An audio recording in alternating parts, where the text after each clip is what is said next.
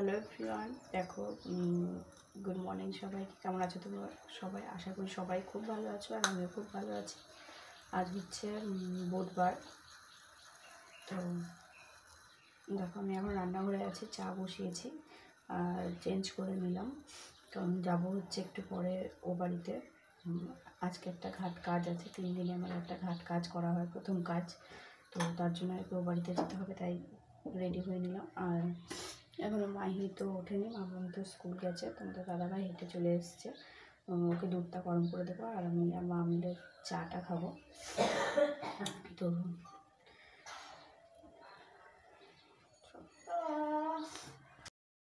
দেখো, সকালবেলায় চা না খেলে মুডটাও ফ্রেশ হয় না, তাই না? মুডটা একটু অফই ছিল, যেহেতু এমনি নিরামিষ খেতে হচ্ছে, সেদ্ধ ভাত, তার উপরে এখনও চাটা খাওয়া হয়নি। তো চাটা খেলে হয়তো মুডটা একটু হালকা হবে। আর আমার এক জ্যাঠা শ্বশুর আত্মীয় হচ্ছে, উনি আর কি মারা গেছেন 2 দিন হলো। তো তারই আজকে ঘাট কাজ। আজকে আমাদের তেরাত্তির বলে একটা ঘাট কাজ করা হয়, ঘাটে গিয়ে স্নান করতে হয়, গাছে জল দিতে হয়। তো সেইগুলোই আর কি করা হবে, তাই আর কি আমরা ওই পুরোনো বাড়িতে যাব। চাটা খেয়ে নেব, মাহিকে ঘুম থেকে উঠিয়ে তারপরে আমরা বেরিয়ে পড়বো। আর মাম্মাম তো স্কুলে গেছে, ওকে আর নিয়ে যাবো না, বাচ্চা মানুষ, পুকুরে স্নান করলে তো ঠান্ডা লেগে যাবে, তো আমরাই স্নান করে আসবো। তো দেখো দেখো আমরা এখন বেরোবো হচ্ছে ওই বাড়ি। আমাদের আজকে 3 দিন একটা ঘাট কাজ করা হয়, তো তার জন্য আর কি পুরোনো বাড়িতে যাব। ওখানে গিয়ে আমাদের ঘাটে স্নান করতে হবে, তাই আর কি আমার ফোনটা আমি আর নিয়ে যাবো না, তোমাদের দাদাভাইয়ের কাছে একটা ফোনই আছে। তো দেখো 2 দিনের অবস্থাটা দেখো কি হয়েছে। যাই হোক, এখন আমরা বেরিয়ে পড়বো। ঘড়িতে প্রায় 10:30টার মতো বাজে। তো চলো, আর ওখান থেকে স্নান টান করে আসি। তো দেখো এইমাত্র স্নান করে এলাম, এইমাত্র স্নান করে এলাম। এখন বাজে হচ্ছে ঘড়িতে 1:30টা। তো এসেই ভাতটা বসিয়ে দিলাম, এক পাশে ভাত দিলাম আর একদিকে সেদ্ধ তরকারি দিলাম। বেশিক্ষণ লাগবে না, তবুও দুটো দিকে আশা করি হয়ে যাবে।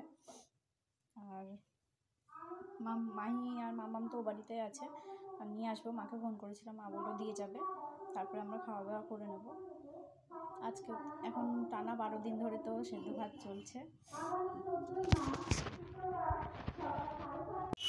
তো দেখো এখন হচ্ছে বাইরে বসে আছি, আজান পড়ছে, তার মানে হচ্ছে 5:45 মতো বাজে। তো সন্ধে প্রায় দেখো ঘোলাটে ঘোলাটে হয়ে গেছে। মাহিকে দুধ খাইয়ে দেবো। এক্ষুনি উঠলাম, একটু বেলাতেই শোয়া হয়েছে, কারণ ওখান থেকে আসতেই, পুরোনো বাড়ি থেকে আসতেই তো 1টা বেজে গিয়েছিলো। তারপরে এসে রান্না করলাম, খেলাম, তারপরে মাহিকে ঘুম পাড়ালাম, আমি একটু ঘুমালাম। মাথা ধরেছে, মাথা যন্ত্রণা করছে, তো সন্ধ্যেবেলা একটু চাটা খাবো। আর মামামকে ফোন করলাম, ও আসবে।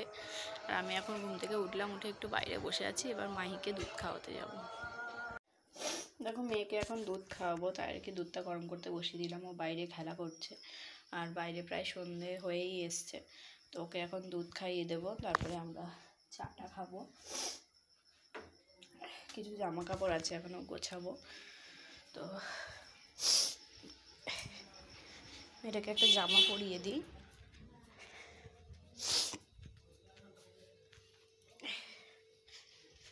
দেখো বাইরে বসে আছে পাপার সাথে।